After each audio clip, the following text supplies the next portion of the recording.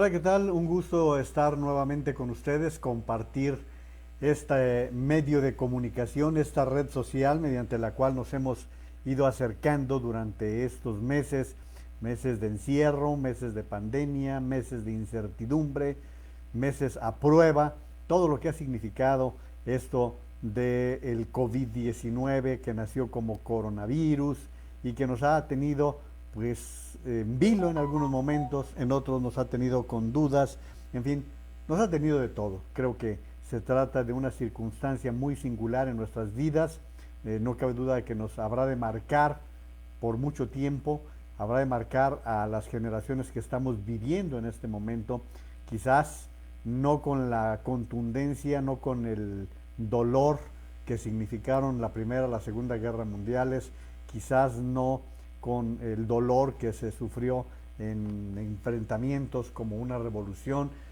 como la Revolución Mexicana en el caso de México, quizás como la revolución que se registró entre el sur y el norte en los Estados Unidos, porque pues hay su diferencia cuando se matan entre seres humanos y bueno, pues aquí lo que estamos viviendo en estas condiciones.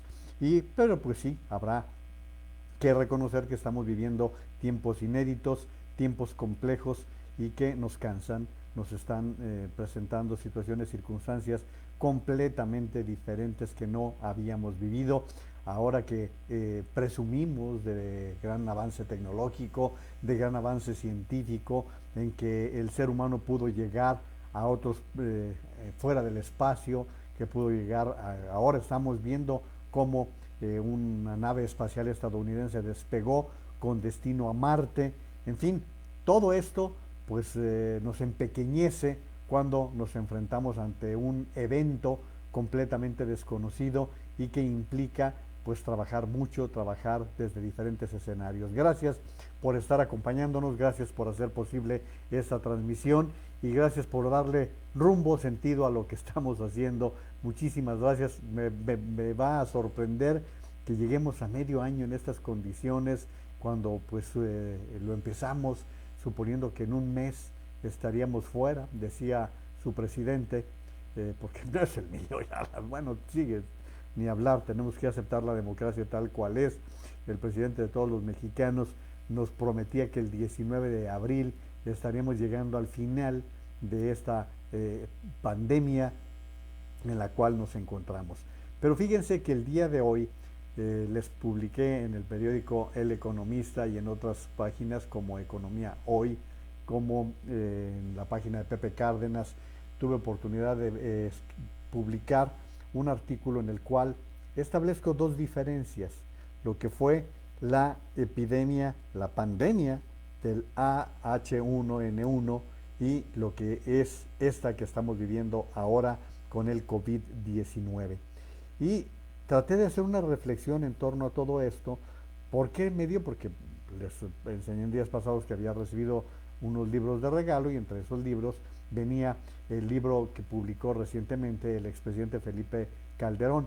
Y aquí no, por favor, no caigamos en que si Calderón una cosa y López Obrador, aquí no se trata de simpatías, es simplemente de poner, yo voy a poner en perspectiva los temas, las cosas y ustedes harán sus conclusiones, vengan los comentarios en los que sean. No se trata aquí de que quién es calderonista, quién es panista, quién es morenista, no. Se trata simplemente de que pongamos en perspectiva dos situaciones. Lo que sucedió en el 2009 cuando se registró una pandemia que se llamó AH1N1. Por aquel tiempo, según recuerda el propio expresidente Calderón, no se sabía si era una fiebre aviar, si era una fiebre porcina, si se tenía la información de que se trataba de una cepa tal como la que estamos registrando ahora. Y particularmente lo que ocurre es que México se convierte en el punto de partida. Es en México en donde se detectan los primeros casos de este tipo de influenza que en ese momento no se sabía ni bajo qué circunstancias se estaban presentando. Había situaciones en Canadá, situaciones en Estados Unidos, había cierto choque entre las áreas sanitarias de los diferentes países por lo que estaba pasando, por la fiebre aviar, por la fiebre porcina, y que, bueno, pues cada quien iba luchando por su propia cuenta, por su propio riesgo. Entonces, hoy nos cuesta hasta trabajo recordar qué fue lo que sucedió. Lo poco que yo recuerdo, la verdad es que también me pierdo en el tiempo y quizás ustedes ayuden a darle forma a todo esto. Sí recuerdo cómo pues empezaron a investigar de qué se trataba. Y de la misma manera, en aquel tiempo se tomó la decisión de cerrar el país. Recuerdan ustedes que igual por varios días estuvimos inactivos completamente. Se trató de investigar, se trató de detectar qué es lo que estaba pasando. Platica Calderón, o escribe Calderón en el libro, que hacen una ponderación tanto de la parte sanitaria como de la parte económica, de lo que implicaba para el país cerrar, paralizar completamente las actividades y sin saber por cuánto tiempo, sin saber hacia dónde estaba sucediendo. Y repito, ahora todo el mundo lo empieza a valorar de manera distinta, pero en aquel momento se dio ese choque, esa situación. No podemos compararlo de la misma manera que la que estamos viviendo ahora, pues porque el hubiera no existe, ¿no?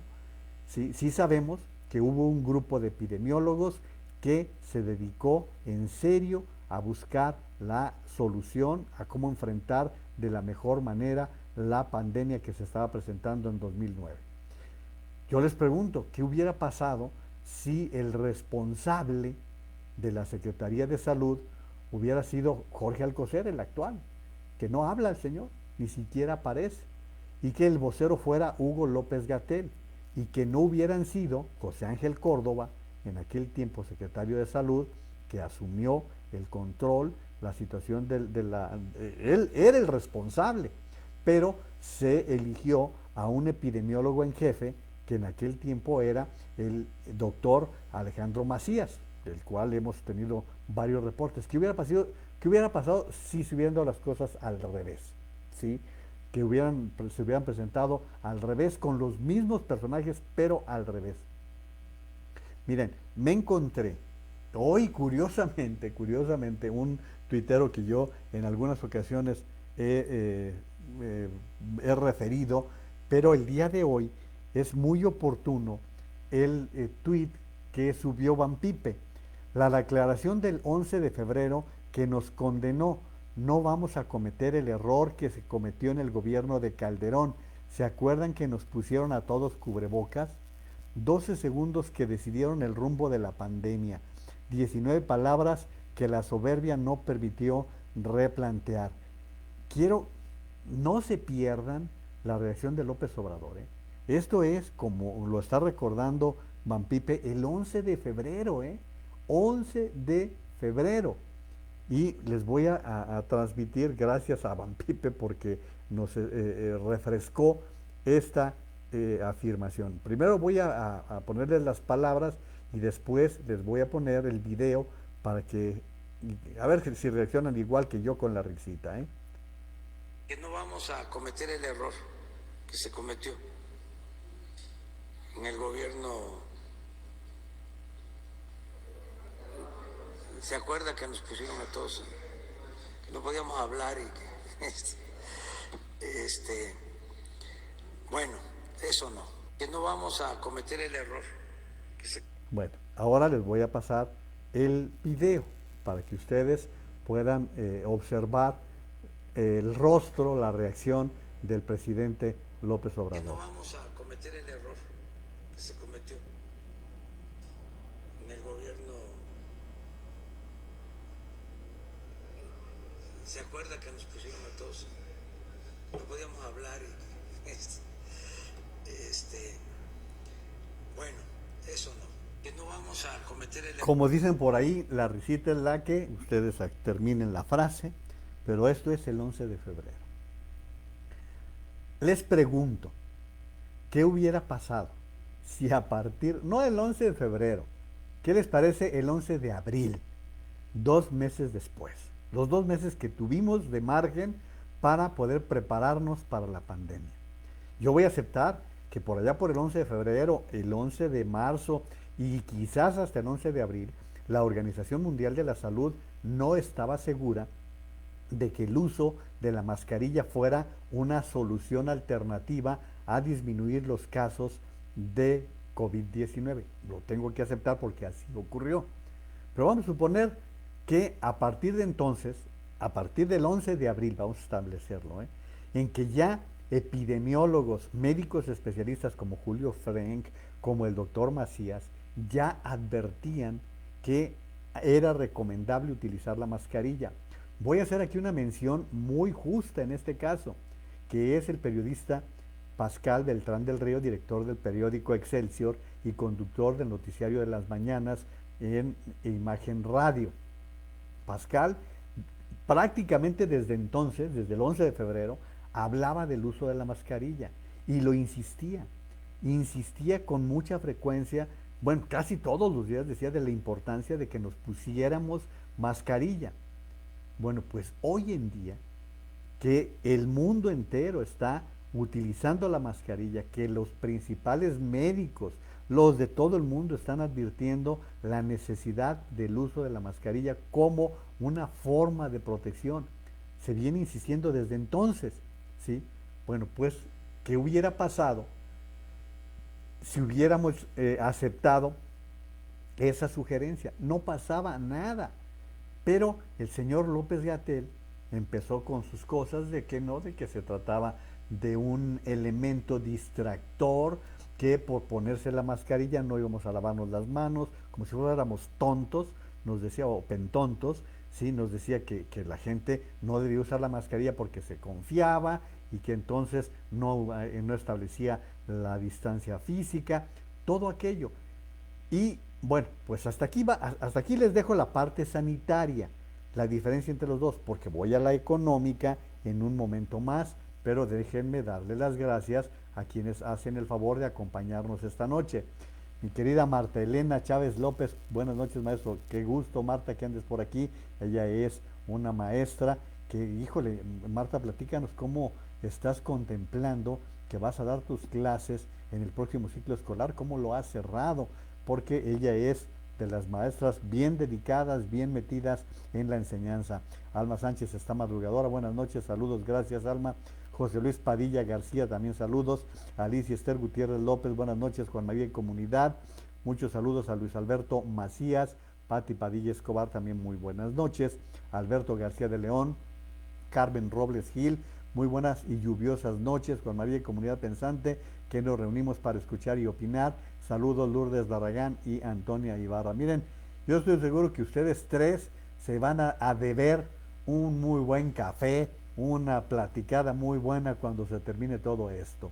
Muchos saludos a Stephanie Villanueva, Luis Fernando Franco, dice Carmen Robles Gil, por lo pronto hoy no se oprimió el botón rojo, de eso vamos a platicar más adelante, gracias Carmen y gracias a todas las personas que están compartiendo la transmisión, se les agradece muchísimo que compartan la transmisión. También saludos a Trinidad Ramírez Sánchez, Humberto Castaño Pavas, muchísimos saludos hasta Bucaramanga, Colombia, gracias por hacernos el favor de acompañarnos. Mauricio Rafael López Barraza, saludos de Tere Orozco también, muchísimas gracias.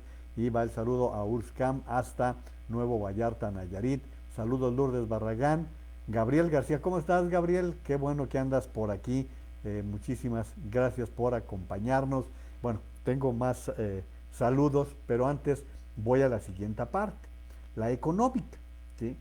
Evidentemente, esa paralización que se dio en el país provocó un problema económico, pero eso, recuerdan ustedes que con la H1N1, entre las cosas que se recomendaba era no usar corbata, y me acuerdo muy bien de las ruedas de prensa, porque allí sí, a diferencia de López Obrador, el presidente Calderón todos los días encabezaba las ruedas de prensa para dar a conocer el estatus, las recomendaciones, y estaban todos. Estaban incluso, fíjense, estaba en aquel tiempo el gobernador del Estado de México, Enrique Peña Nieto, quien no dejó de usar corbata, ¿sí? Se recomendaba en aquel tiempo que no se usara corbata porque en las manos estaba el virus, y al ponerse la corbata nos ocasionaba, pues era una fuente de contagio. Y Peña Nieto nunca dejó de usarla porque sus asesores de imagen le dijeron que la gente lo tenía ubicado con corbata siempre y que si él aparecía en esas ruedas de prensa sin corbata, pues había un deterioro en la imagen. Una tontería, la verdad es que eso a mí me pareció una recomendación absurda, me pareció en aquel tiempo, porque bueno, cuando salía de gira a comunidades populares no llevaba corbata y no pasaba absolutamente nada. Pero bueno, era el presidente de la República que diario estaba hablando de la AH1N1. Ese era su tema, ¿sí? No era el avión presidencial y Lozoya y la rifa, todas las distracciones. No había mayor tema que el problema que había, ¿sí? Y cuando se descubre que el Tamiflu era el medicamento que podía contrarrestar la influenza. Pero eso se descubrió cuando ya se habían hecho muchas pruebas, ¿no? Ya se habían hecho muchas pruebas y se logró llegar a esa conclusión. Platica Calderón, el problema que significó comprar el suficiente Tamiflu para poder abastecer las necesidades. Ya ven que ahora no hay medicamentos para las necesidades y otro tipo de enfermedades que están sufriendo los mexicanos que necesitan para diferentes tipos de males. Lo narra así Calderón, que pues, el conseguir Tamiflu también le implicó hablar con Obama para poder hacerse de la suficiente dotación del medicamento. Y luego se presentó, aparte del problema económico que generaba una paralización general de las actividades, lo que ocurrió en Estados Unidos, ¿sí? Con el problema de la burbuja inmobiliaria, de las primas subprime que se generó en Estados Unidos y que, bueno, fue un bronconón. Ustedes recordarán que en el 2009 hubo una crisis económica enorme, sí, enorme. Pero la diferencia fue la reacción que se dio, y esto lo publico hoy en el periódico El Economista, les voy a compartir el artículo. ¿Por qué estoy haciendo toda esta comparación? Bueno, pues porque lo narra así Calderón, y yo sí lo recuerdo de esa manera, que las acciones que emprendió el gobierno en aquel momento fue, uno, emprender una inversión pública. ¿Para qué? Para generar empleo. Fue una inyección a la infraestructura para poder provocar la generación de empleo en diferentes esferas. Eso fue lo primero. ¿Qué es lo primero que se ha evitado aquí ahora con esta situación? Pues que no haya inversión pública, ¿sí? Luego, lo narra Calderón, dice, necesitábamos inyectarle recursos a las empresas, apoyos a las empresas de diferente índole y también apoyo directo a la gente. Todo esto lo platica él, yo se los estoy narrando de la misma manera, ¿sí? ¿Qué nos ha sucedido ahora con la pandemia que estamos registrando? Les voy a refrescar la memoria de cosas que con frecuencia he tratado aquí en las transmisiones. Lo que sucedió fue que al 30 de enero ya sabía el mundo que se estaba registrando una epidemia, así fue en aquel tiempo, una epidemia que había tenido su ubicación en Wuhan, en China, y que se supo desde septiembre, habría algunas informaciones, pero fue hasta principios de año que China le informa al mundo que se estaba presentando una nueva cepa del coronavirus. Y esta cepa se amenazaba con ser sumamente contagiosa y sumamente dañina. Tanto así que de inmediato brinca de Asia hasta Europa. Y los primeros países que registran situaciones complicadas son Alemania, España, Italia, y en Estados Unidos el problema se fundamenta en Nueva York. Ya saben ustedes, todo eso ya lo saben. Mientras tanto, eso es enero, ¿sí? En febrero, México le vende los insumos médicos a China. Si se burlaba López Obrador del uso de la mascarilla, pues véndanle las mascarillas a China, que después hubo necesidad de comprar a otro precio y pero ya 2 meses después. Esto fue en enero. En febrero, recordarán ustedes que se dieron este tipo de manifestaciones todavía en marzo, cuando estaba la pandemia ya en niveles dramáticos en todo el mundo, que se había cerrado la economía en diferentes lugares. Aquí estábamos tranquilos. Salgan, yo les voy a decir cuándo, no se preocupen, abrácense, vayan a los restaurantes, muerdan a los niños. Acuérdense, todo esto pasó ya en marzo, ¿sí? En abril, no, pero en marzo todavía decía López Obrador, no hombre, pues nosotros somos una raza que resiste esto y más. Y acuérdense que el gobernador de Puebla salió con aquella estupidez de que a los pobres no les daba esto, que porque era una enfermedad de ricos. Se les voy a recordar por qué. Porque los primeros casos que se empezaron a dar fue con aquellos empresarios que estaban en Colorado y que andaban en Vail y haciendo, esquiando y toda la cosa. Y recuerden que la semana pasada murió uno de ellos. Aguantó toda esa trayectoria. Bueno, el empresario Curi fue quien murió la semana pasada. Bueno, pues entonces ya para abril empieza toda esta situación en el país y se nos dice, vamos a cerrar durante un mes. ¿Sí? Un mes, ya después de un mes se resuelve el problema, así nos lo hicieron creer, ¿sí? Cuando fue el encierro, que el gobernador de Jalisco y de otros estados, también los gobernadores, digo Jalisco porque yo es donde estoy, para el 12 de marzo nos dijeron que se cerraba, a diferencia de otras cosas, de otras latitudes. Esto hasta fines de marzo fue que se toma la decisión al nivel nacional de hacer el quédense en casa, ¿sí? Que fue como mantra, quédense en casa, y así fue como se vino manejando. Inclusive recordarán ustedes que se publicó la orden de que el mes de abril sería pagado íntegramente por ley. Las empresas tendrían que pagarle a sus trabajadores el mes completo. ¿Sí? ¿Se acuerdan que eso sucedió? Ya después no dijeron nada. No dijeron absolutamente nada. Pero siguió la paralización abril, mayo, junio, julio. En julio estamos ahora, hoy todavía la jefa de gobierno de la Ciudad de México habló de que el semáforo seguiría en naranja. 4 meses. 4 meses en que la economía pues ha estado en una parálisis absoluta, ¿sí?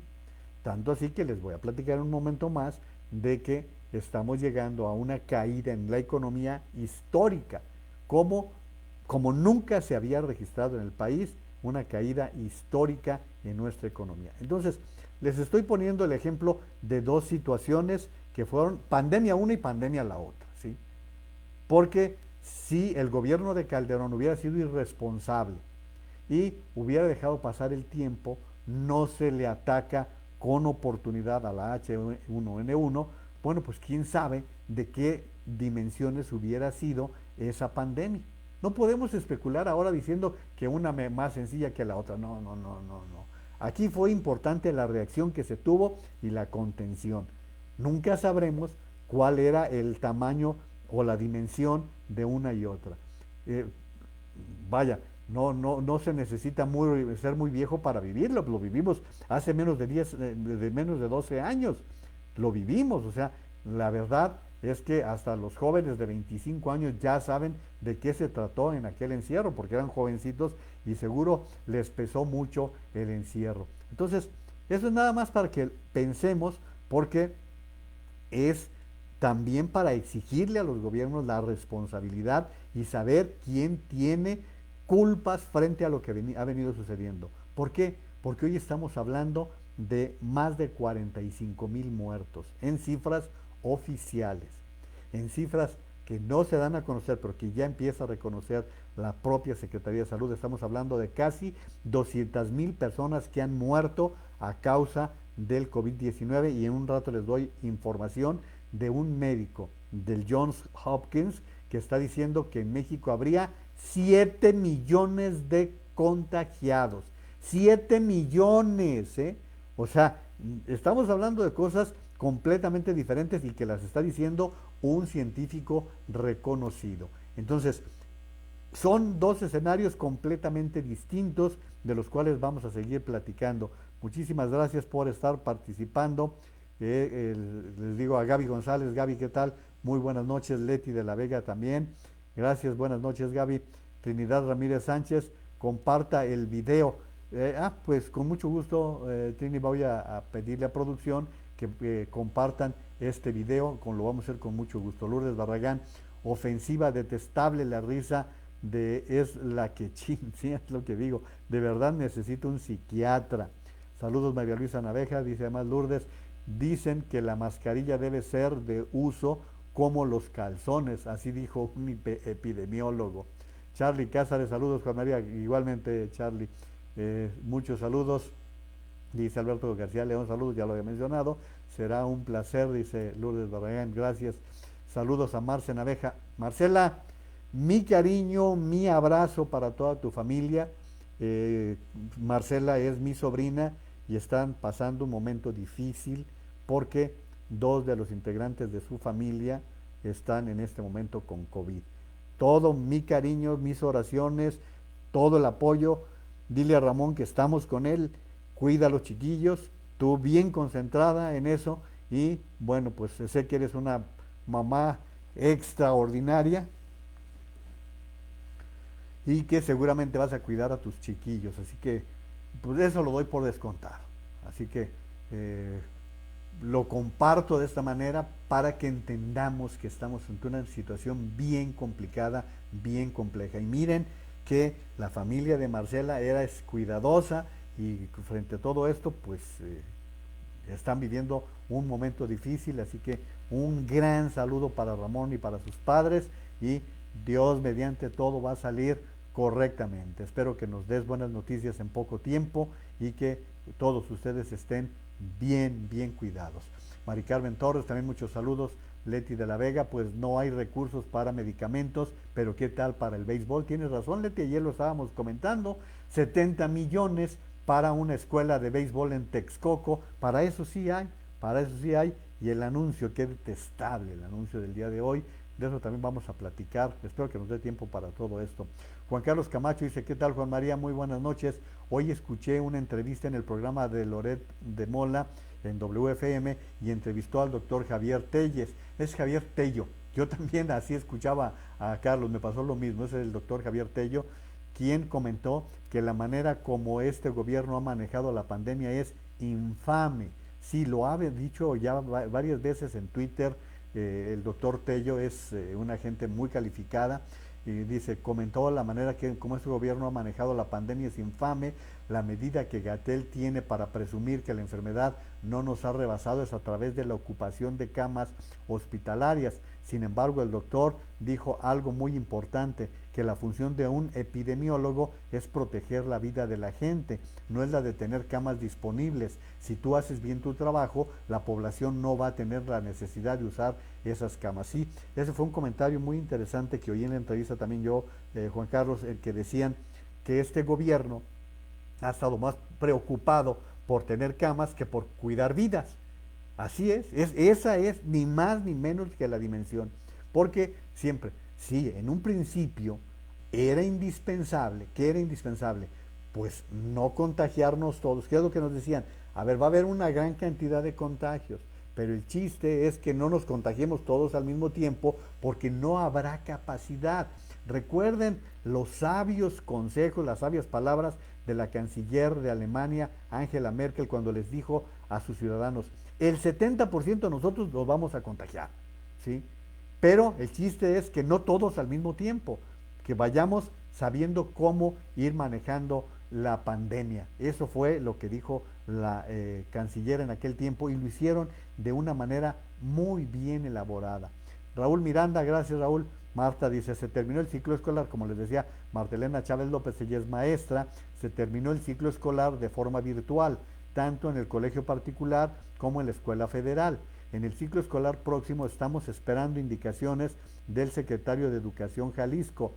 En el colegio no hubo problemas, ya que se realizaron las clases virtualmente en tiempo y forma. Lo difícil fue la escuela federal, ya que la mayoría de alumnos no cuentan con medios electrónicos. Saludos. Gracias, Marta, por compartirnos esta información. Mire, ella lo vive, porque es maestra.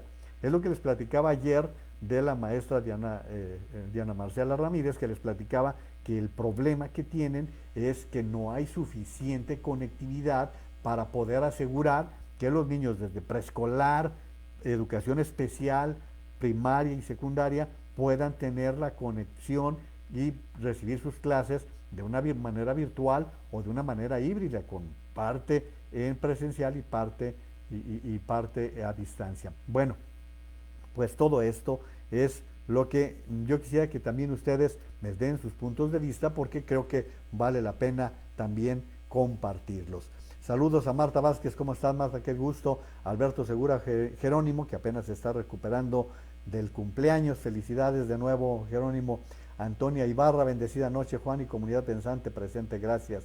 Emelina Leiva, Emelina, me da mucho gusto que con frecuencia andas por aquí en la página. Dice, en la frontera norte los contagios se dieron por los mexicanos que trabajan en Estados Unidos, no por gente rica ni turistas. Así es, tienes toda la razón, Emelina, muchas gracias. Saludos, Marta Cebes, buenas noches, Juan María, saludos a toda la familia también, muchas gracias. Saludos, Chata Ramírez, Azuel Naveja. Azuel, qué gusto también que te estés conectando, muchas gracias.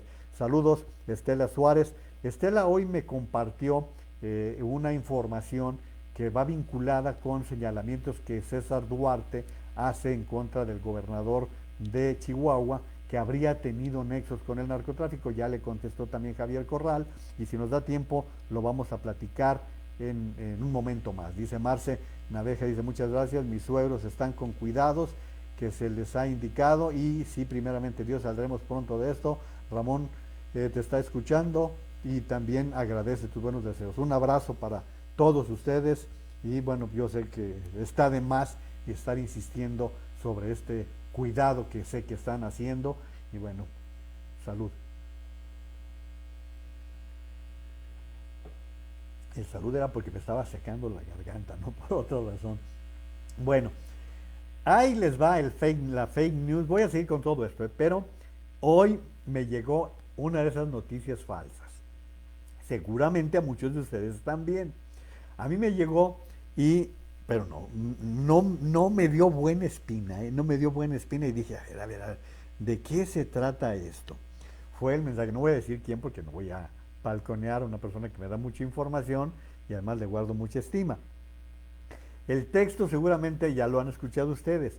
Ella es Gabriela Gutiérrez Müller, hermana de la esposa del presidente AMLO, quien fue bajada del avión por negarse a utilizar el cubrebocas, y quien señaló que ella y toda su familia no se podían contagiar porque estaban protegidas con nanomoléculas, como la secretaria de Gobernación ya sabe. Entonces todos nos preguntamos, ¿por qué no se protegieron también los 45,000 mexicanos que ya murieron? Bueno, me mandan el video y lo veo. A ver, lo voy a compartir con ustedes. Me mandan el video, aquí está, miren.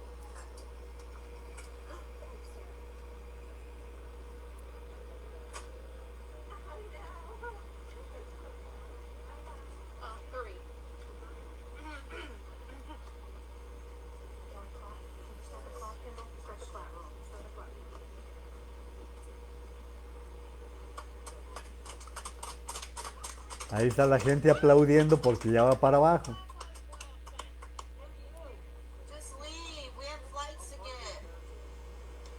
Bueno, a mí me llamó mucho la atención el caso. Sí, me llamó mucho la atención el caso, y la verdad es que no me lo creí. No me lo creí. Dije, a ver. En primer lugar, las voces se oyen muy lejanas, pero sí se alcanza a interpretar que es una gente que habla bien inglés. Dije, a ver, voy a ver si es cierto. Y como dicen los muchachos, pues ahí voy a estoquear a la hermana de la esposa del presidente. Y efectivamente, la señora Beatriz tiene una hermana que se llama Gabriela Gutiérrez Müller. pero no es esta señora. A mí de las cosas que me llamaron mucho la atención, miren, es que está bajando 3 maletas cuando normalmente lo que te permiten en los aviones son 2 maletitas, o sea, la maleta de arriba y tu bolso o tu propiedad con tus cosas personales. Sale con 3 y bueno, eso me llamó mucho la atención. Y véanla ustedes, sí, del gatazo de que pudiera parecerse a la esposa del presidente.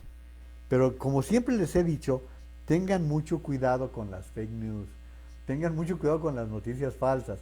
Yo sé que hay gente que está bien enojada, que está encabritada con lo que está pasando con el gobierno, lo entiendo, pues sí, vi cómo se dieron las manifestaciones de Frena el pasado fin de semana, que cada vez son más crecientes, cada vez participan más personas en todo esto. Bueno, pero no, a ver, lo que les he dicho, que no nos sorprendan con este tipo de videos que son falsos. Digo, ¿por qué? Pues a veces simplemente lo único que se logra es una distorsión frente a toda esta situación. Si ya lo habían visto, bueno, pues perdón, y yo lo quise compartir para que vean los casos de fake news que se están presentando en muchos escenarios y que bueno, pues así está ya aclarado. Muchísimas gracias a Jaime Matus, que me da toda la información de los reportes, mucha información que me proporciona.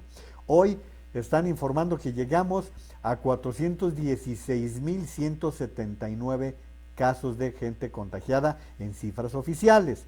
Han muerto ya 46.000 cerrados, 46.000, que de acuerdo a la propia Secretaría de Salud, multiplíquenlo por 3.8 y verán que nos estamos acercando a ritmo acelerado a los 200.000 muertos. En las últimas 24 horas, a ver, sigue diciendo López Gatell que se está reduciendo, que se está acortando la curva y resulta que hoy 7.730 confirmados, contagiados confirmados, muertos 639 por COVID-19. Y lo que está diciendo la información es que el número de muertes en las últimas 24 horas fue 2.549. Como les dije, 639 confirmados de COVID. No sabemos de qué murieron 1.910 personas. Esta es la información que me da a conocer hoy Jaime Matus para que ustedes tengan los datos. Pero fíjense que les estaba platicando que hay una información que es muy interesante de un médico especialista del Johns Hopkins, que es el hospital que ha estado investigando, que ha estado dándole seguimiento a todo este asunto del COVID y que nos ha dado realmente mucha información muy orientadora de lo que está pasando. Bueno, este médico está asegurando que en México habría realmente 7 millones de personas contagiadas. 7 millones de personas. Esto es lo que están dando a conocer, les repito, un especialista que está haciendo este tipo de cálculos completamente diferentes para que ustedes tengan la información. Miren, no ando encontrando los datos, pero bueno, son 7 millones los que está haciendo el cálculo. Con todo esto, no, estoy ya más en cuestiones económicas.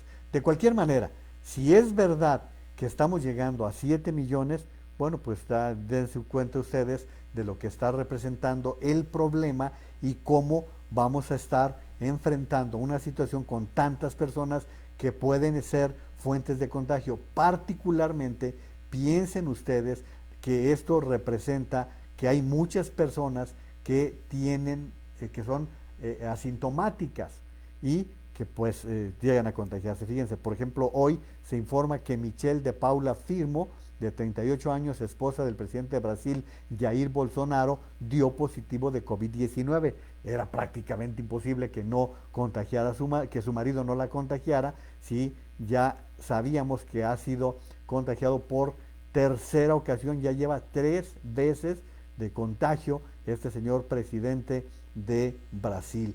Bueno, pues esa es la forma en que se está presentando la situación con respecto al COVID-19 en algunos casos. Y una mala noticia, el piloto mexicano Sergio El Checo Pérez se encuentra en aislamiento, pues ya tiene la información de que se contagió de COVID-19.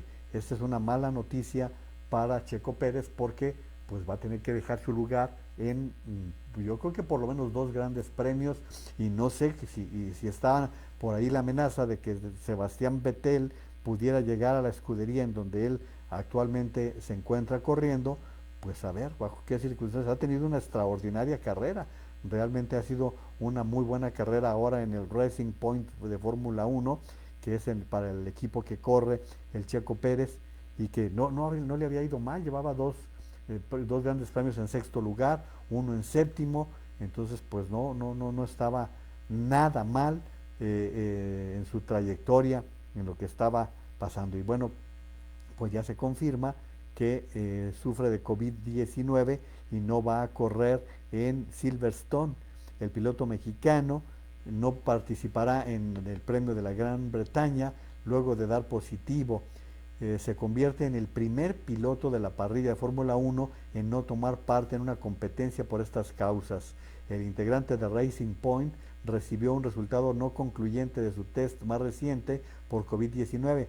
Todos aquellos que ingresan al paddock, los pilotos, personal del equipo, periodistas, etcétera, deben pasar por pruebas para detectar el nuevo coronavirus cada 5 días. Qué mala noticia, de veras muy mala noticia. Ojalá que todo sea para bien y que, no que sea para bien, todo que pueda superar esta problemática Sergio El Checo Pérez, quien nos ha dado muchas satisfacciones. Yo no me voy a dedicar ahora yo puedo decir que a lo mejor cometió un acto de irresponsabilidad, pues sí, eso sí lo puedo decir, pero tampoco vamos a opacar la gran trayectoria que ha tenido Sergio Pérez como piloto. La verdad es que sería injusto incurrir en esas tonterías, ¿no? Miren, la Organización Mundial de la Salud vuelve a advertir a los jóvenes que deben continuar cuidándose porque también pueden contraer COVID-19, también están en riesgo. La Organización Mundial de la Salud da la información hoy sobre políticas de prevención en centros de atención a largo plazo. Las personas mayores, especialmente aquellas que viven en centros de atención, son uno de los grupos con mayor riesgo frente al coronavirus. En muchos países, más del 40% de las muertes relacionadas con el virus se han relacionado con centros de atención a largo plazo y hasta el 80% de algunos países de altos ingresos. Entonces, pero la llamada de atención en particular es para los jóvenes. Si bien la organización apuntó esta guía para centros de atención a personas mayores, hace énfasis en que los jóvenes, si bien no son población de riesgo, pueden contagiarse y tener síntomas graves de coronavirus. Así que tengan mucho cuidado. Lo mismo, pongan atención a esto, los niños podrían transmitir el virus igual que otros grupos de edad, afirma un nuevo estudio.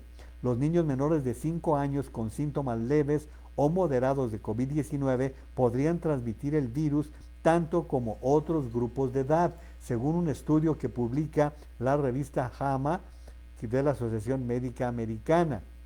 El equipo de científicos vio que los niños menores de 5 años con COVID-19 tienen una carga viral más alta que los más mayores y los adultos, lo que puede sugerir una mayor transmisión, como vemos con el virus sincitial respiratorio. Eso están haciendo la advertencia. O sea, hay que cuidar a todos, hay que cuidar niños, adultos mayores, unos más, otros menos, pero hay que tener el cuidado para poder evitar más contagios como se están presentando. Saludos a Uriel Luna García, muchos saludos Uriel, lo llegaste más temprano. Marta Vázquez, la irresponsabilidad del gobierno en el manejo de la pandemia es criminal, no existe la manera de exigirle cuentas y que asuma las consecuencias. Pues sí, Marta, como comentaba yo en días pasados, en el caso de Bolsonaro ya tiene denuncias ante la Corte Internacional de Justicia, y aquí en México también se está presentando ya esta situación, está presentándose ya también una queja en estos términos. Azuel Naveja dice: abrazos Juan María, me encanta escucharte, te lo agradezco muchísimo Azuel, muchísimas gracias. Marilú González, mucho ojo con lo de las camas, porque para ocupación hospitalaria se considera la capacidad máxima de los hospitales. Es decir, cuando todos los hospitales de reconversión ya estén reconvertidos 100%, la realidad es que hay hospitales que no se han reconvertido y con 4 o 5 pacientes ya se llenaron y no aceptan más pacientes, pero en la estadística ese mismo hospital aparece con 30 o 40 camas disponibles porque son las camas de reconversión que faltan de reconvertir. Pues ahí tienen, es que volvemos a lo mismo, a lo que estábamos comentando hace un momento. No se trata de contar camas, se trata de cuidar vidas, de eso es lo que se debe de tratar frente a todo esto. Estela Suárez, bebida refrescante comercial, pide las regalías. Pues es que la verdad es que de repente se necesita. No, a lo mejor hasta me van a cobrar mejor, ni doy ideas, Estela. Saludos, Alex Naveja, ¿cómo estás, Alejandro? Qué gusto, ya los he estado checando por ahí. También saludos a Alejandra Naveja. Saludos a Joe Martínez, muchas gracias por estar del otro lado, Joe, y participar. Claudia Gabriela Rodríguez Castellanos, buenas noches, maestro, y a todos. Claudia, ¿qué tal? Qué gusto. Ustedes ya la libraron, qué bueno que la familia libró los episodios difíciles con bien. Saludos a Herminia Ramírez Reynoso, Emanuel de la Torre. Emanuel, ¿qué tal? Saludos también a la bebé.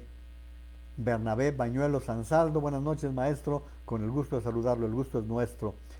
Saludos a Francisco Ramírez Yáñez, al rector de la UNIVA. Padre, qué gusto que esté dándose tiempo de escucharnos, muchísimas gracias, un fuerte abrazo, sabe que se le estima y se le respeta mucho.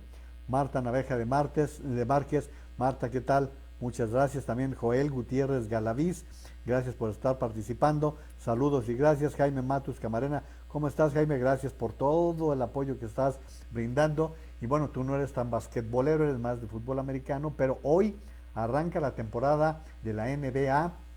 Hoy deben estar jugando los Lakers contra los Clippers.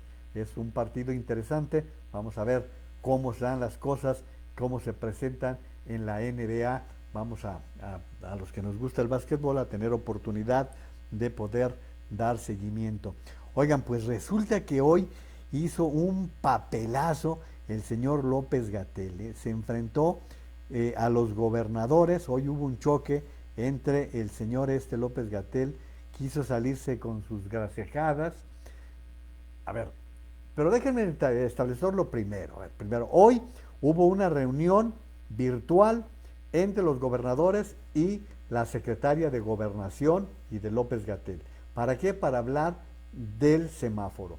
Yo aquí les he dicho varias veces que el señor López Obrador no tiene una responsabilidad con los gobernadores, así como anda de chile bolita haciendo giras por todos lados, no ha tenido la decencia de reunirse con los gobernadores de los estados en toda esta época. En lo que va del año, creo que no se ha reunido ninguna vez. Por ahí se reunió alguna vez con la CONAGO, pero no ha tenido la decencia de reunirse con sus pares.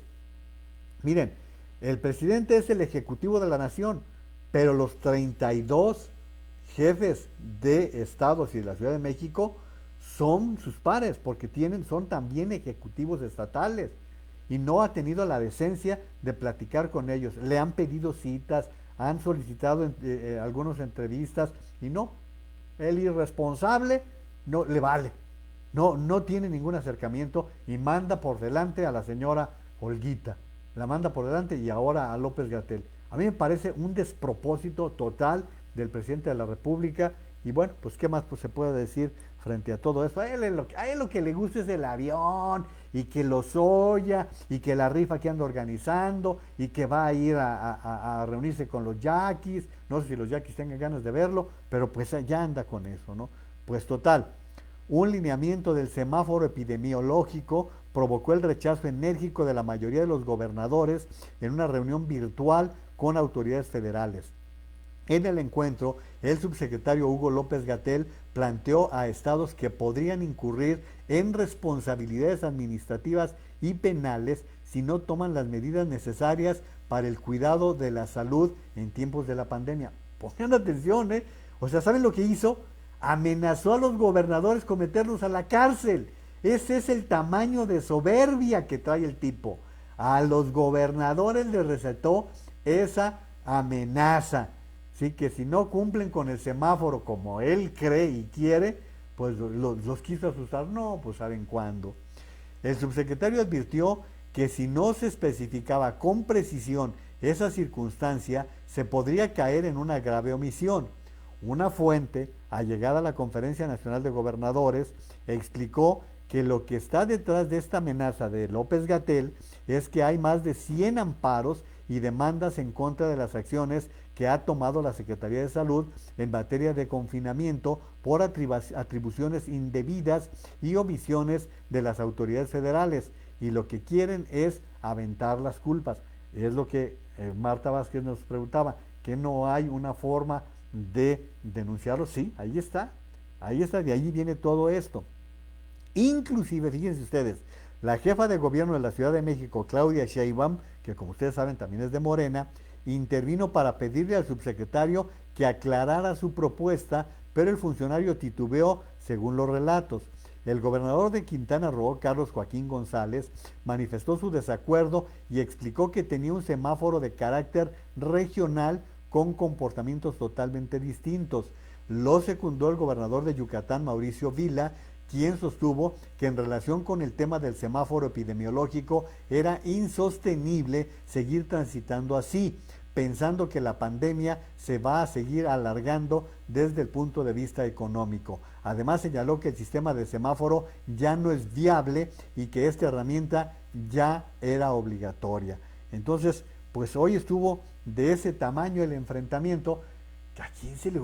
Imagínense cómo ha agrandado López Obrador a López-Gatell, cómo lo ha agrandado, cómo le ha dado ínfulas para que se enfrente a los gobernadores. A ese tamaño, de ese tamaño está la situación de la soberbia de este tipo López-Gatell. Bueno, pues se encontró pues con la horma de su zapato, como era de esperarse. Miren, ya en otro orden de cosas, el gobernador de Jalisco respondió a la gran inquietud. Ayer y antier me preguntaban que si se iba a aplicar el botón de emergencia en el estado de Jalisco. Había una gran inquietud entre los jaliscienses porque en el caso del estado de Jalisco se tomó la decisión de ignorar olímpicamente ya el semáforo, como lo están haciendo y como les comentaba todos los gobiernos estatales que no están pelando ya al dichoso semáforo que se está estableciendo.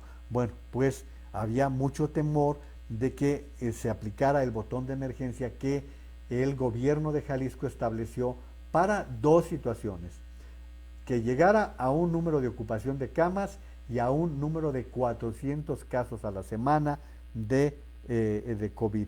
Bueno, pues esto fue la situación que estuvo predominando, con el miedo de que se presentase una situación de esa naturaleza en el estado de Jalisco. Bueno, pues el gobernador dio hoy una rueda de prensa y quiero, voy a adelantarlo un poquito para darles a conocer lo que decía el gobernador. Contagios, porque justo eso es parte de lo que hoy hemos evaluado en la mesa, porque nos hemos encontrado que en el estudio que se inició hace 3 semanas, solamente el 30%, y lo voy a poner aquí. Escuchen esto, es bien importante. Solamente el 30% de los contagios se están dando en los centros de trabajo. La verdad es que, de verdad, de manera preocupante, el lugar donde más contagios se están dando es en la propia casa, con nuestros familiares y con las reuniones que hacemos con amigos y con acciones que pudiéramos pensar que no tienen trascendencia, pero que están generando un problema mayor. Entonces, cuando vemos este dato de que en el trabajo solo se genera el 30% de los contagios, también entendemos que el cerrar las fuentes de empleo no necesariamente va a tener un efecto directo e importante en la reducción del número de contagios. Pero hay datos todavía más claros en ese sentido. Tenemos esta otra lámina en la que nos dice cómo recibir visitas, por ejemplo, representó el 11% de actividades que realizaron en los 7 días anteriores al contagio de las personas contagiadas. Reuniones familiares, 26%. Ir a un centro comercial o a un restaurante, 13%. Reunión con amigos, 15%. Ir a una sucursal bancaria, 17%. Y el transporte público, el 19%. Al final de cuentas, lo que nosotros queremos plantear el día de hoy como conclusión de la mesa de salud, en coordinación con las demás instancias que ya mencionamos, es que los criterios para poder tomar medidas de aislamiento social en una nueva etapa se mantienen como lo habíamos establecido. Cuando lleguemos a 400, a una tasa de 400 casos semanales por fecha de inicio de síntomas, o cuando rebasemos el 50% de la ocupación hospitalaria, será cuando tengamos que tomar alguna medida de aislamiento social. Lo que hemos decidido en esta mesa es que hay condiciones para pensar, por todo este esfuerzo de análisis que hemos hecho, porque, como lo hemos explicado en el pasado, cada decisión que se va tomando se va construyendo en el camino. No hay certezas absolutas respecto a lo que tienen que hacer los gobiernos. Hemos visto cómo en los países más desarrollados del planeta pues han tenido que replantear en el camino estrategias. Lo que nosotros estamos valorando es que el diseño del botón de emergencia se va a replantear para que podamos, cuando sea necesario parar, hacerlo sin afectar de manera importante la actividad económica o la fuente de trabajo de la gente, sino concentrarnos en parar la vida social y las acciones de recreación, que son las que nos están generando más problemas. Particularmente de lo que estamos pensando tiene que ver con los horarios. La actividad en la noche son actividades que pueden ser prescindibles, y por supuesto los fines de semana. Bueno, si alguien quiere ver el video completo, en YouTube van a encontrarlo, pueden ver toda la declaración. Por lo pronto no se va a utilizar el botón de emergencia. Tranquilos, jaliscienses, no habrá el botón de emergencia, al menos de aquí a la semana que entra. Pero lo van a replantear. Lo que a mí me parece bien interesante desde lo que dice Enrique Alfaro es que el 30%, solamente el 30% de los contagios son en las fuentes de trabajo. Me parece normal, porque hay muchos empresarios muy conscientes de lo que está pasando y están dándole todos los cuidados a su personal. Hay otros irresponsables, hay de todo, pero también ahí están los cuidados personales que debemos tener. Pero subrayarles que el mayor número de contagios, al menos en el estado de Jalisco, que es lo que informó el gobernador, se están dando en la casa. ¿Por qué? Porque recibimos visitas, porque hacemos reuniones, porque no tenemos los cuidados suficientes, todo este tipo de cosas. Miren, yo les he dicho que he ido al banco en varias ocasiones, y lo que yo hago cuando voy al banco es nunca ni me siento en las sillas que están ahí disponibles para los ¿cómo se llama? Para los cuentavientes. Yo ni me siento, ¿sí? Y desde que entro me pongo el gel antibacterial, y cuando salgo otra vez, y en cuanto llego me lavo todo lo que pueda lavarme para poder evitar los contagios. Es lo que hago yo. Y no tenía yo este dato que es tan elevado el número de contagios en sucursales bancarias. Así que creo que aunque sea para el estado de Jalisco, es aleccionador para otras localidades, y que es importante que lo estemos tomando en consideración. Miren, quiero compartirles también la información de que la jefa de gobierno hoy anunció que se mantiene el semáforo naranja. Esto ya lo están anticipando. Normalmente ya saben ustedes que es el viernes cuando se da a conocer esta información, pero ya lo está anticipando la jefa de gobierno, Claudia Sheinbaum, que está informando que será hasta, aquí tengo la información, les doy para que estoy ahí inventando, mejor les doy los datos completos, de que será semáforo naranja por la próxima semana. Por sexta semana se mantiene semáforo epidemiológico naranja. Ante la pandemia de COVID-19, la jefa de gobierno, Claudia Sheinbaum, adelantó que por sexta semana va a mantenerse así. Pese a que mañana será cuando se anuncie el color del semáforo, anticipó que el color naranja seguirá y se abrirán diversas actividades del Poder Judicial. Ahí tienen ya este reporte. Y bueno, quiero darle las gracias a más personas que se molestan con participar. Mónica Cebes, Monicucha, ¿qué tal? Gracias por participar. Alicia Esther Gutiérrez dice: qué triste prepararse durante tanto tiempo para no poder compartir, debe ser frustrante, y cuántos no estarán en esa situación. Juan Carlos Camacho: no hay nadie que explique a López que el momento de abrir la compra de medicamentos en el extranjero termina de dañar la ya de por sí derruida economía mexicana. ¿De qué se trata? De acabar con más empleos y generar menos flujo de liquidez. Fíjate, Juan Carlos, que, híjole, yo no creo ni siquiera que entienda López Obrador lo del Foro de Sao Paulo, pero a veces dudo, como uno de los principios que se dice que algunos mandatarios del Foro de Sao Paulo, este es un foro que impulsaron en su momento Lula da Silva, Hugo Chávez, Kirchner, Evo Morales.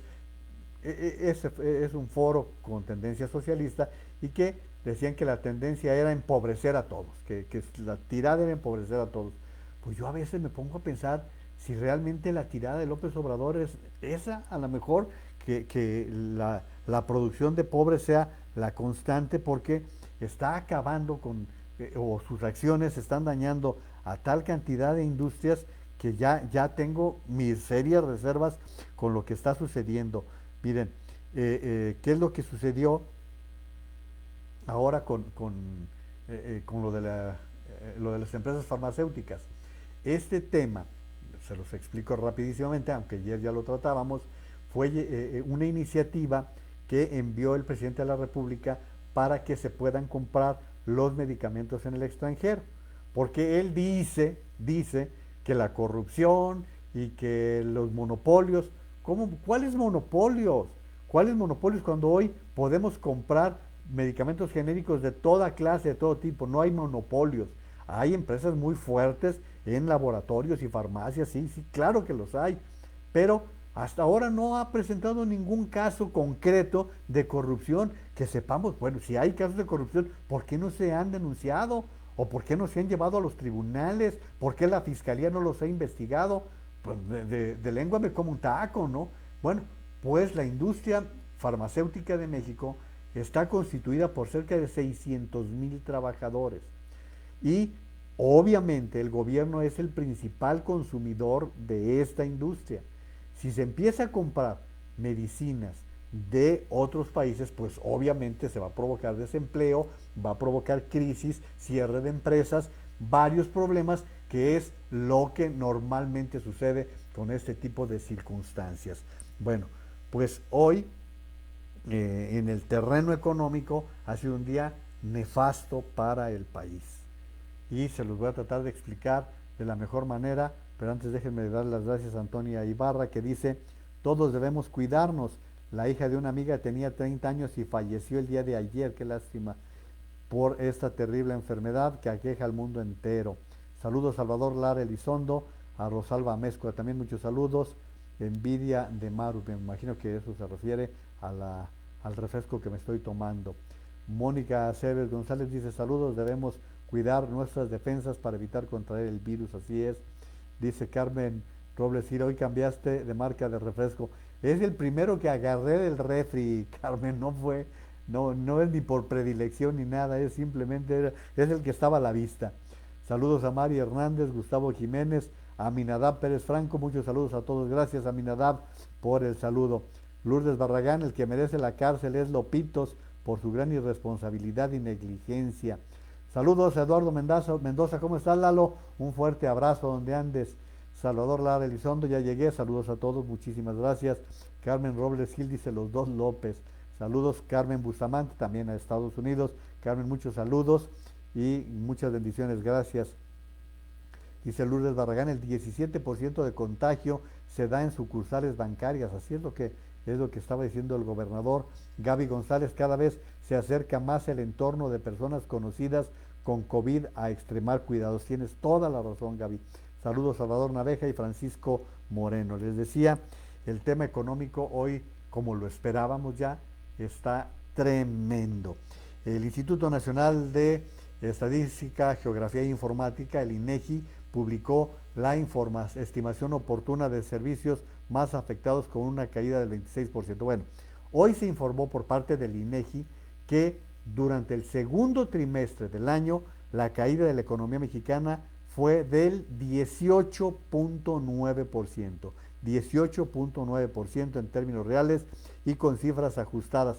Esto es son cifras preliminares, ¿eh? Por allá, por el 20 de agosto, tendremos cifras ya formales, pero por lo pronto eso es lo que nos están informando, que la caída de la economía fue del orden del 18.9% en comparación con el segundo trimestre del año pasado, ¿sí?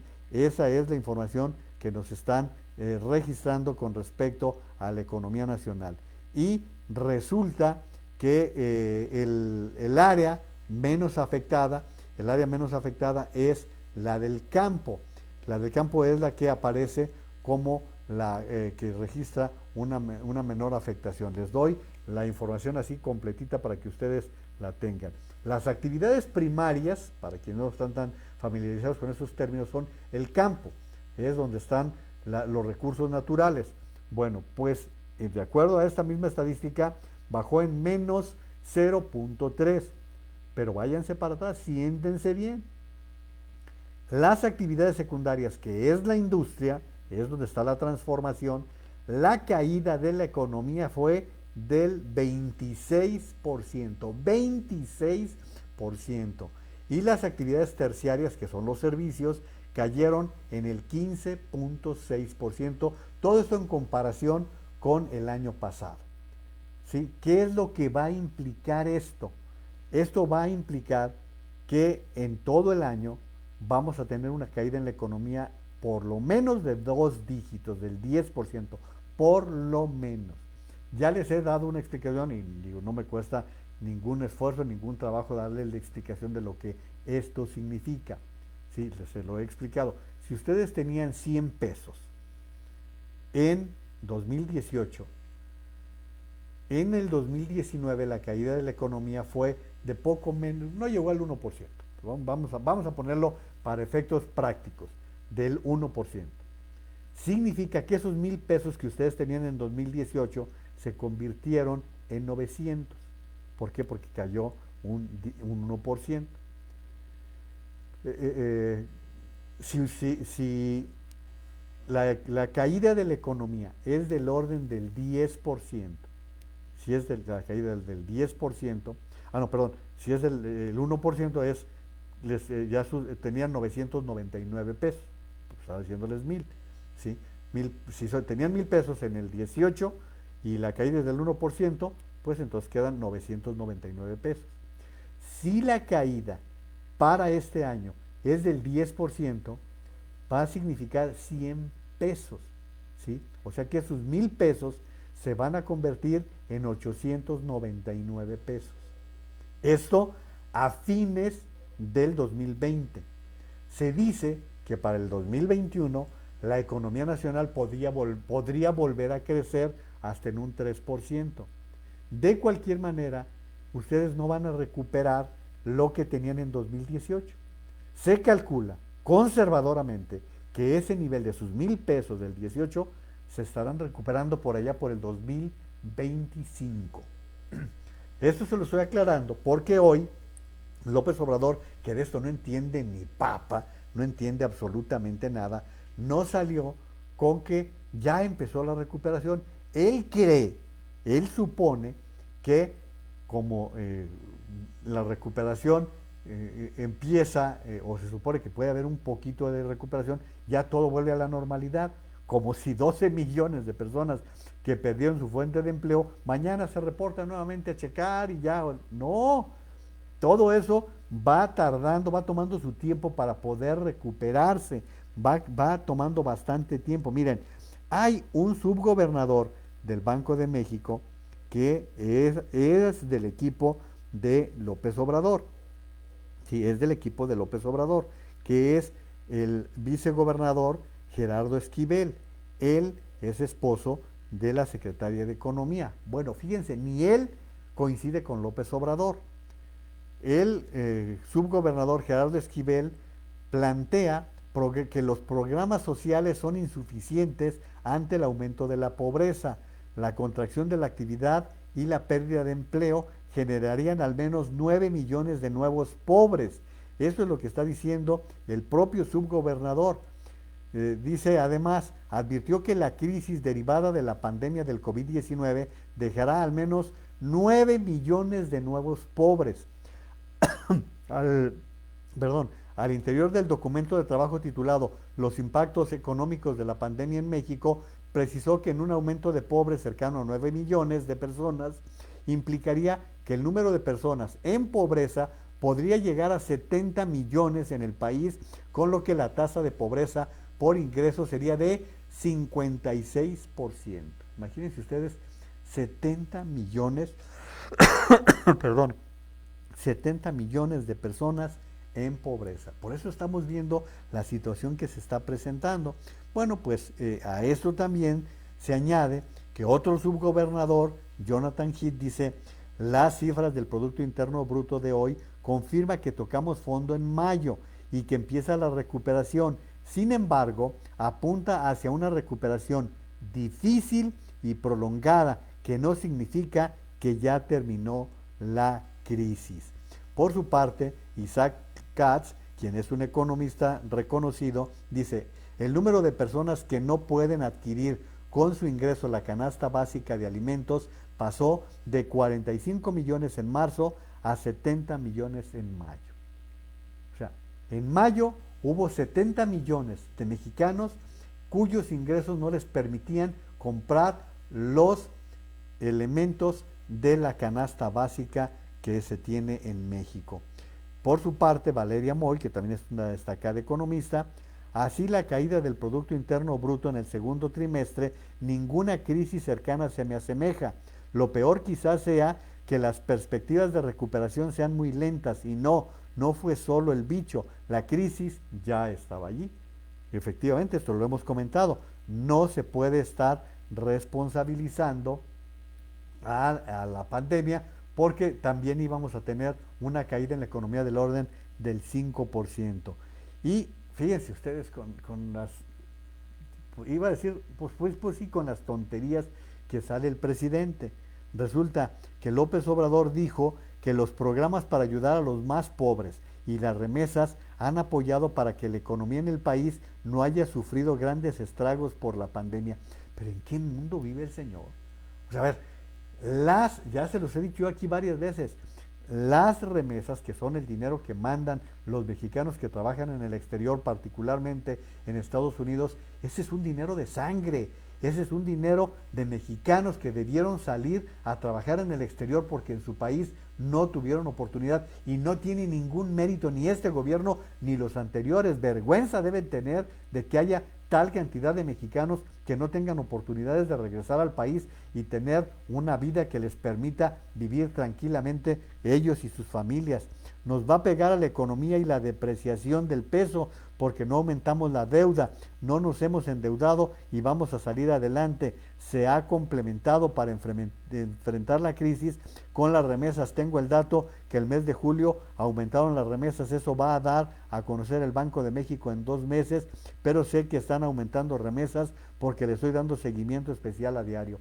Mejor que se dedique a chambear, mejor que se dedique a buscar soluciones reales, y si hay necesidad de que el país se endeude, pues hay que endeudarse. ¿Por qué? Pues porque están cerrando las empresas, porque estamos presentando problemas económicos de tal manera que no se van a resolver fácilmente, pero no lo entiende. O sea, la verdad es que López Obrador no entiende de qué se trata esta problemática que estamos viviendo en el país. Dice mi amigo Jaime Matus Camarena: también me gusta mucho el básquet, LeBron y sus Lakers ganan por 9 en el segundo cuarto. Pues gracias por la información, mi querido Jaime. Mala suerte lo de Checo, además en el peor momento tiene un excelente momento y tiene un excelente coche, y se especula que podría dejar a su equipo al final de la temporada. Ojalá dentro de la mala noticia pueda llegar su continuidad. Saludos, un gusto escucharte hoy, un gusto contar con todo tu apoyo, mi querido Jaime, lo aprecio muchísimo. Gustavo Jiménez, saludos amigos del Liceo Naveja. No, y también son amigos tuyos, Gustavo. Gustavo está en Querétaro. Saludos a Juan Alberto Castro Muñoz, te extrañábamos, Juan Alberto, qué bueno que estés nuevamente por aquí. Mari Carmen Torres dice: a ver si en las próximas elecciones los trabajadores vuelven a votar por los prietos, así dice ella, Perdón, los morenistas, no creo que lo hagan, porque van dejando por el camino a la gente sin empleo y sin recursos para mantenerse. Cierto que la pandemia no es de él, pero tampoco ha resuelto el problema actual de los trabajadores que dieron de baja. No, y además lo que comentábamos, Mari Carmen, que ya empezó el descuento a los trabajadores, a los burócratas, el descuento que ordenó y que se fue por la libre. López Obrador les ordenó este descuento y no van a recibir, ni siquiera van a recibir sus aguinaldos. Oigan, otra cosa, López Obrador informó que se creará una distribuidora de insumos médicos a cargo del Estado mexicano y ya nombró a David León como responsable. Mañana se va a hablar más sobre la creación de una distribuidora del Estado mexicano. Va a ser distribuidora de medicamentos y de equipos y de vacunas para llevar los medicamentos a todos los pueblos de México. Pues estas son de las... ya saben ustedes qué son. No es posible. A ver, distribuir medicamentos no son enchiladas. Es una tarea bien compleja, bien complicada, que los laboratorios y los sistemas de farmacias les ha costado mucho trabajo desarrollar. El gobierno tendría que dedicarse a otras cosas. El Seguro Social y el ISSSTE tienen muchos problemas con la distribución y por eso se apoyan en empresas distribuidoras. Estamos cayendo en los errores de los 70s. No tiene otra visión López Obrador que la visión del pasado. Está desalentando la economía, está provocando. A ver, no han tenido capacidad para darle medicamentos suficientes a los mexicanos.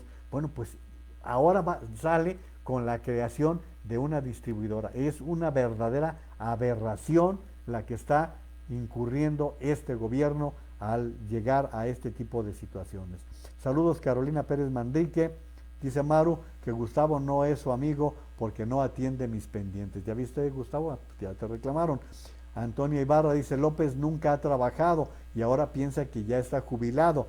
Esto de la presidencia es su hobby. Sí, pero nos está llevando entre las patas a todos. La verdad es que esto que sucedió, miren, el problema aquí, y lo voy a señalar como tal, fue que para que se diera este periodo extraordinario, Morena recurrió y encontró la respuesta del PRI.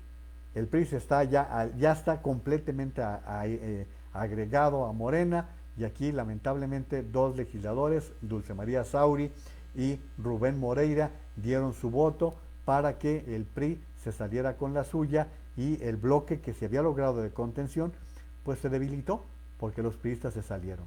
El PRI está totalmente replegado.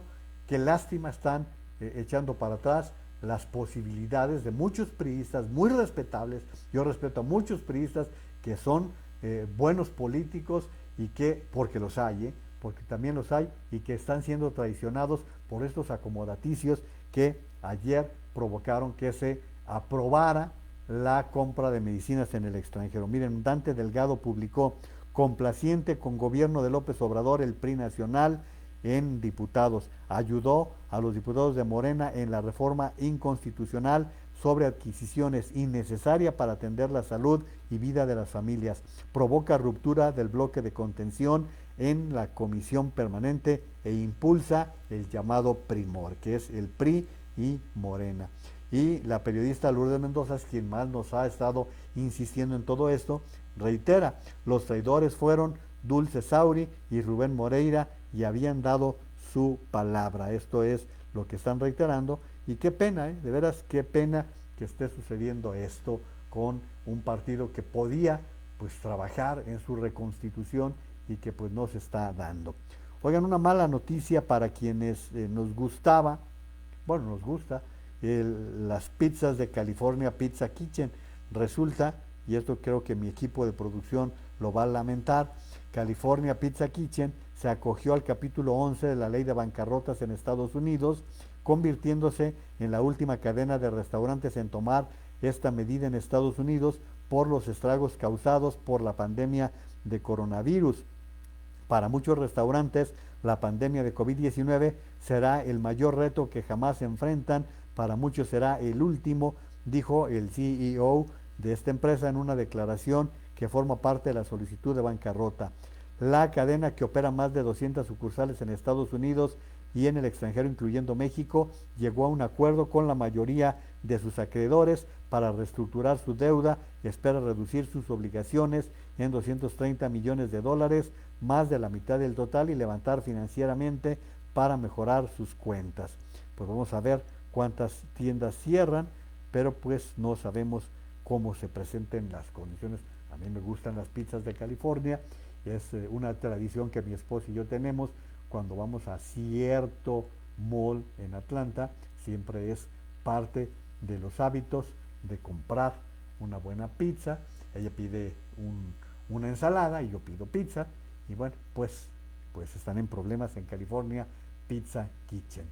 Saludos a Pati Medina. Pati, llegaste ahora tarde, te ponemos retardo. Lourdes Barragán, bueno, solo es abonarle al establo esos pactos diabólicos. Dice Maru, no puede ser que triste. No, pero no están cerrando, están acogiéndose a la bancarrota para ver si logran salvar la situación que están viviendo en California Pizza Kitchen. Oigan, no me quiero ir sin darles esta información que no tiene nada que ver, en absoluto no tiene nada que ver con lo relativo al COVID, pero sí es muy importante que están desenmascarando a la industria tabacalera en América Latina.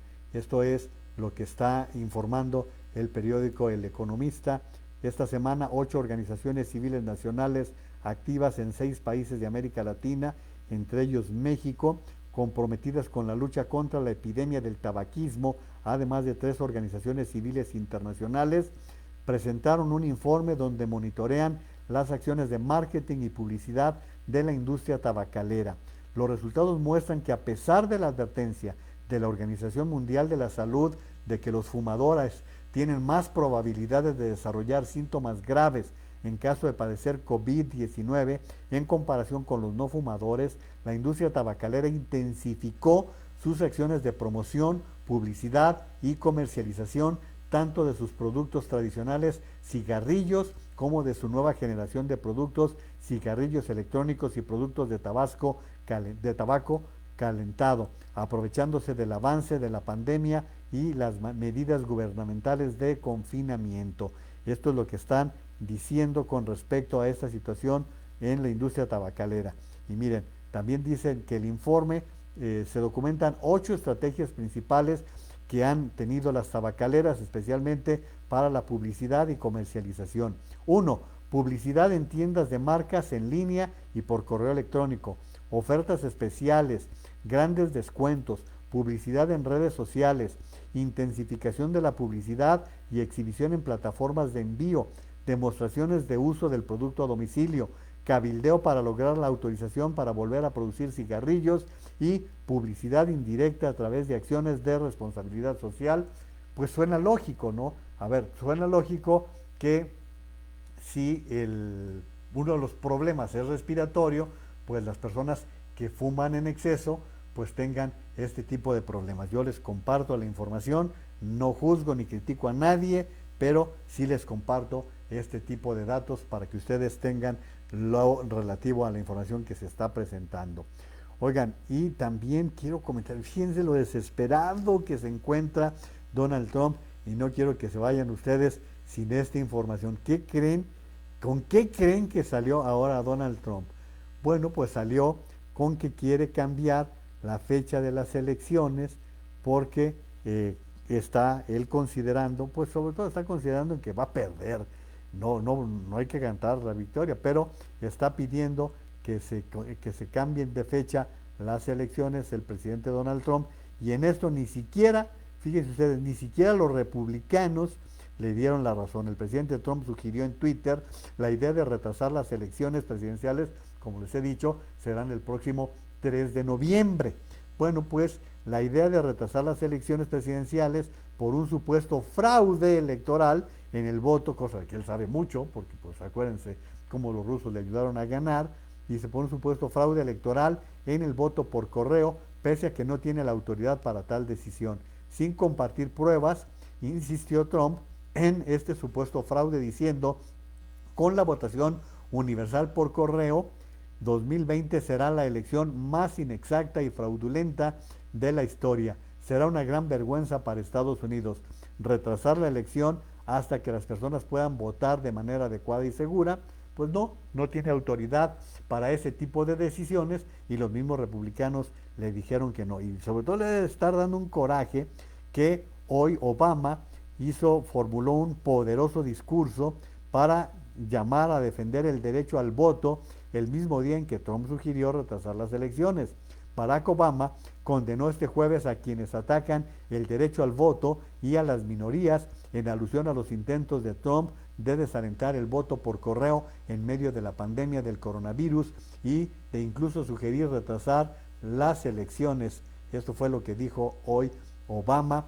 Esto fue en Atlanta, en el funeral de un ser humano realmente fuera de este mundo, porque como les había dicho, murió hace algunos días el representante, el diputado para efectos nuestros, el diputado Lewis, quien murió, y hoy fueron sus exequias, en las cuales las exequias de John Lewis participaron, fíjense, los expresidentes Bill Clinton, George W. Bush y Barack Obama, que fue el principal orador. Y allí estuvo el congresista John Lewis, su funeral de cuerpo presente, y él fue un líder del movimiento en defensa de los derechos civiles que fue detenido de veces por defender el derecho al voto de la comunidad negra de Estados Unidos, y es recordado por su papel al frente de la marcha que partió de Selma rumbo a Montgomery. Recordarán ustedes que hay el pasaje de un manifestante negro que fue derribado y pateado en el piso. Ese fue John Lewis, quien por varios periodos fue representante por el estado de Georgia, y es un personajazo, la verdad, es un gran personaje que vale la pena recordar, y que hoy los estadounidenses así lo hicieron. Dice Patti Medina, tarde pero segura aquí presente, y cosa que agradezco mucho, mi querida Patti, después de que ayer nos diste material. Saludos a Maga de Silva. Maga, ya está acercando tu cumple, muchos saludos hasta Tabasco. Saludos también a Héctor López. Mari Carmen Torres dice, quizás Trump lo hizo así, a lo mejor por eso ganó. Pues recuerden ustedes, Mari Carmen, que los rusos le metieron mucha incertidumbre, muchas comunicaciones, muchas fake news a través de las redes sociales. Dice Lourdes Barragán, por favor, no le den ideas a López Obrador. Saludos a Adriana Ocota, muchos saludos. Juan Carlos Camacho, me temo que la gente va a comenzar a entender la gravedad de la situación económica hasta que comience a ver la paridad con el dólar pasada la contingencia. Muchas personas esperan que el peso recupere su valor y vuelva a costar 19. No, eso ya no va a pasar. Eso ya no va a suceder. Más bien puede subir, pero ya regresar a los 19 ya no. Yo solo espero que no se deprecie más de lo que ahora se encuentra. Ya hoy andaba en 22.50, hoy por la mañana, cuando tuvimos la mala noticia de la caída en la economía. Antonia Ibarra dice, me despido, hasta mañana, que Dios arrulle su sueño. Muchas gracias, Juan María, como siempre, muy interesante tu información, cuídense mucho, por favor. También estoy llegando yo ya al final de la transmisión del día de hoy. Les quiero agradecer el favor de su atención, como siempre un placer contar con una buena cantidad de compañeros de ruta, de compañeros de vía en estas transmisiones en las cuales nos encontramos aquí en Facebook, en mi sitio de Juan María Naveja Comunicación. Muchísimas gracias. Pero viene como siempre el sermón, la petición para que eviten los encharcamientos. Recuerden que es bien importante evitar los encharcamientos porque es temporada de dengue y el dengue es terrible, es uno de los males bien incómodos. Tengan mucho cuidado a evitar encharcamientos que hacen criaderos de moscos. También recordarles los cuidados elementales que tenemos que tener con el uso de la mascarilla, que cubra bien nariz y boca, siempre que salgamos, que estemos en sitios cerrados, a usar la mascarilla, que es uno de los elementos fundamentales. Igual, lavarse las manos con agua y jabón con toda la frecuencia posible, o usar gel antibacterial.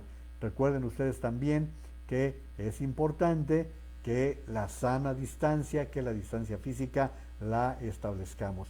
Y recuerden además los síntomas: dolores de cabeza intensos, diarreas, pérdida del olfato o del gusto, dolores musculares, si tienen problemas respiratorios, consulten a sus médicos. Miren, les estoy compartiendo aquí dos artículos que ya en el curso del día les compartí. El artículo con el cual abrí la transmisión, que escribió su servidor hoy en El Economista, y lo pueden leer de manera íntegra. Aquí tienen el link, el enlace, la liga, y el artículo que escribió mi hijo, que se titula Religión en tiempos de COVID-19, que creo que está también bastante interesante. Ahí tienen los dos artículos a su consideración, por si tienen a bien leerlos, pues me dará mucho gusto, y que compartan también sus inquietudes. Dice Carmen Robles Gil, dice buenas noches Antonia, ya se los fue. Lourdes Barragán, descansa, cuídate, buenas noches. Carmen Robles Gil, aquí estoy en casa, Lourdes, cuídate, buenas noches. Y bueno, buenas noches para todos, dice también Lourdes Barragán. Les recuerdo también la importancia de la vacunación para los niños contra la polio y contra el sarampión. Muchísimas gracias por el favor de su atención y, como siempre, cuídense mucho, por favor.